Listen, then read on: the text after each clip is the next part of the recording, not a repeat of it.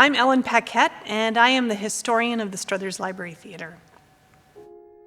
My involvement here at the theater starts really with me as a kid down in the front row watching Winnie the Pooh on the big screen here in the 1970s. And I'm fortunate to have had opportunities to stay involved through my adolescence and my adulthood. One of the really important things to remember about this facility is that it's not normal to have a 900-seat performing arts center in a small town in rural America anymore.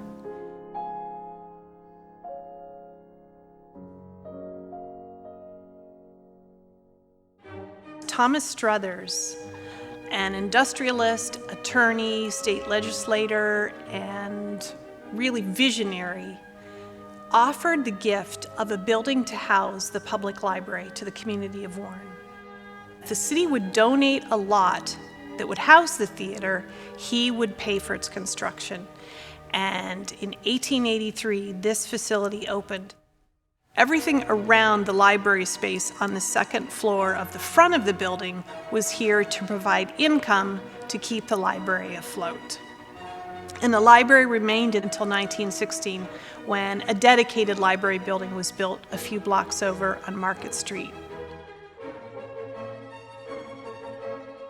Library Hall, which originally seated over 900 people as a vaudeville space, and road shows would come in by train and perform here.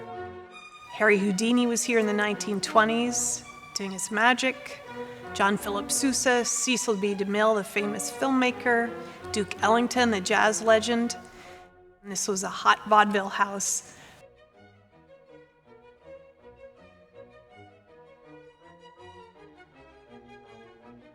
Around 1919, a major renovation happened where this performance hall was gutted from the proscenium arch to the back wall. The original horseshoe balcony was removed, a new raked concrete floor in the auditorium was poured, new seating, the stage was lowered. If you're sitting in the house and you look toward the stage, you'll notice that the ceiling is actually slightly rounded, coming out from the proscenium. And that's because the ceiling that you're looking at now was built of plaster and lath and suspended with a wooden framework from the original Opera House ceiling. After the live performance vaudeville era ended, the library theater was strictly being used to show movies.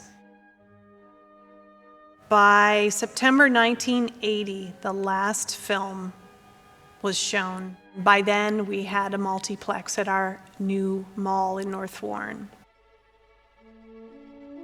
When the fate of this building was teetering on the unknown, a small group of concerned citizens got together and proposed the idea of setting up a group that would restore the theater and return it to a performing arts house, still with the capability of showing movies.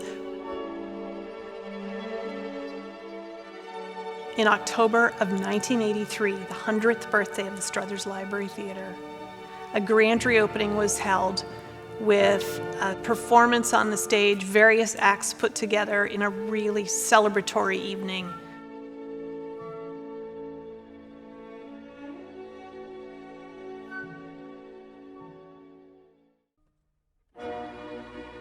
The top floor of the front part of the building is now a rehearsal hall. It was originally built to house the Masons.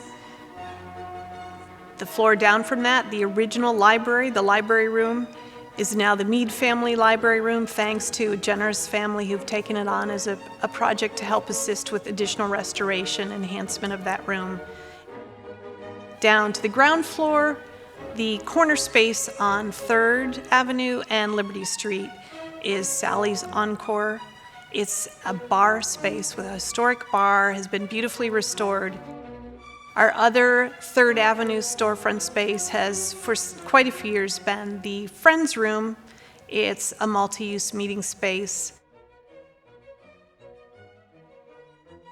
In 2018, the Struthers Library Theater was named the Outstanding Historic Theater of the Year by the League of Historic American Theaters.